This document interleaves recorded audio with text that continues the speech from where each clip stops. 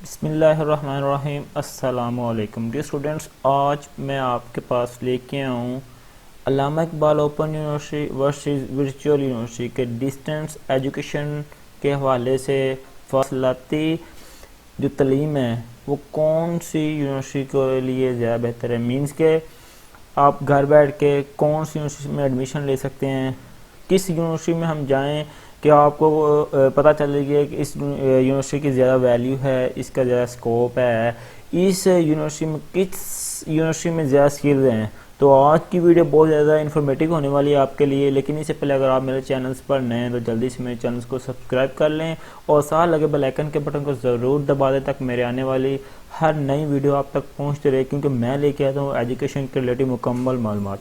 तो अभी हम अपने टॉपिक की तरफ आते हैं। तो सबसे पहले हम बात कर लेते हैं कि अल्लामा इकबाल में जो यूनिवर्सिटी है उसका सिस्टम क्या है, किस तरह स्टूडेंट्स एडमिशन लेते हैं, क्या सिस्टम है, अगर स्किल इसमें आती है आपको मिलती है या नहीं मिलती। उसके बाद हम बात करेंगे वर्चुअल यूनिवर्सिटीज़ में कि इसमें इसका सिस्टम क्या है एजुकेशन के हवाले से, इसमें कैसे काम वर्क किया जाता है और हाया कि किस यूनिवर्सिटी ज़्यादा स्किल मिलते हैं। क्योंकि अगर स्किल्स है तो आपकी डिग्री की डिमांड है, जब तक आपके पास स्किल्स ही नहीं है तो कुछ भी नहीं है।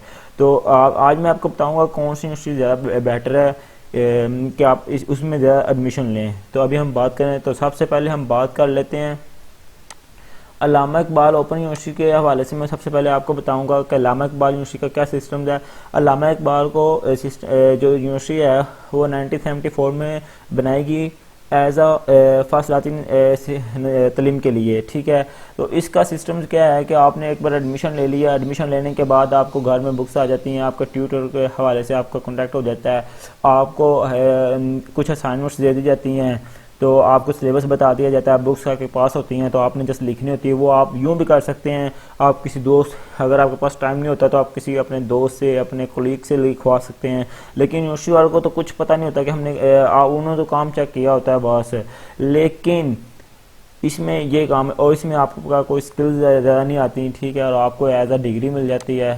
तो अभी हम बात करेंगे virtual university is better way to Allama Iqbal open university. क्यों, कैसे यूनिवर्सिटी जो व्यू है वो ज़्यादा बेटर है।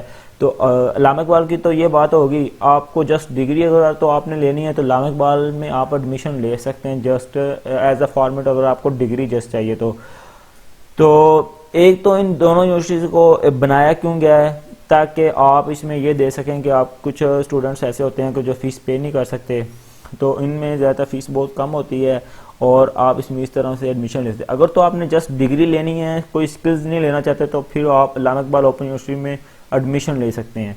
लेकिन अगर आप चाहते हैं कि आपके पास स्किल्स हों, क्योंकि यार आज का दौर यही है, अगर आपके पास डिग्री है तो कुछ, फिर क्या हुआ, अगर आपके पास उस डिग्री के साथ स्किल्स नहीं है तो आपकी डिग्री तो बेकार है। तो इसीलिए डिग्री वो करें, वहाँ पे एडमिशन लें जहाँ पे स्किल्स मिले। तो VU is a better way to Allama Iqbal open university, क्योंकि उसमें स्किल्स मिलती है। कैसे मिलती हैं आए वो भी देखते हैं। अभी हम बात करते हैं वर्चुअल यूनिवर्सिटी में। तो आपने जस्ट जैसे ही वर्चुअल यूनिवर्सिटी में एडमिशन लिया है, उसमें काम क्या होता है, उसमें काम ये होता है कि सबसे पहले आपने एडमिशन ले लिया, आपका जैसे लेक्चर स्टार्ट होते हैं, इसमें पीएचडी प्रोफेसर आपको 24 घंटे जिस टाइम मर्जी चाहें आप लेक्चर सुन सकते हैं, ठीक है। इसके बाद काम क्या होता है, आपको जैसे ही आपने एडमिशन लिया आपके लेक्चर पीएचडी प्रोफेसर होते हैं, इसमें आप यहाँ पे चेक भी कर सकते हैं। इसके बाद इनका सिस्टम कैसे होता है, कैसे ये तालीम इसमें स्किल्स मिलती हैं। तो उसमें आपको क्या होता है कि आपके ना एलएमएस दे दिया जाता है। इसमें आपको सबसे पहले तो आपके एग्ज़ाम होते हैं, मिड टर्म एग्ज़ाम होते हैं और फाइनल टर्म एग्ज़ाम होते हैं।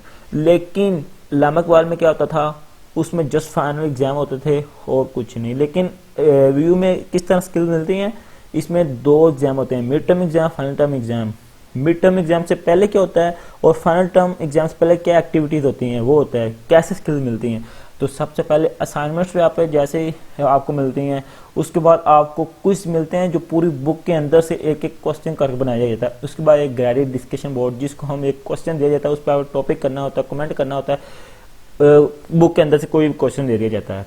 इसी में आपको पता नहीं होता क्या कौन सा करना है और इस तरह फिर उसका रिजल्ट आता है, फिर आपका वाइवा भी होता है उन बुक्स का। और इसी तरह ये सारा सिस्टम है। इसीलिए अगर आप इससे बहुत ज़्यादा स्किल्स मिलती हैं, फिर आपके मिड टर्म एग्ज़ाम होते हैं, फिर फाइनल एग्ज़ाम होते हैं, और इसी तरह असाइनमेंट क्विज जीडी भी मिलते रहते हैं, और इसी तरह आपको पीएचडी प्रोफेसर लेक्चर देते हैं और उनसे आप बहुत ज़्यादा कुछ सीखते हैं। तो इस तरह आपको बहुत ज़्यादा अच्छी स्किल मिल जाती है। इसीलिए अगर आप एडमिशन लेना चाहते हैं तो मैं जो अगर आपसे कहूँगा तो आप व्यू में एडमिशन लें। VU is better way to Allama Iqbal open university.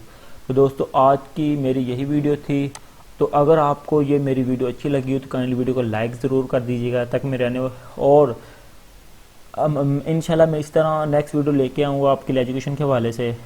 और आपने चैनल को सब्सक्राइब कर लेना है ताकि आपको किसी एजुकेशन की वजह से कोई प्रॉब्लम ना हो। तो मिलते हैं एक नई वीडियो के साथ, तब तक के लिए ओके, थैंक यू, अल्लाह हाफिज़।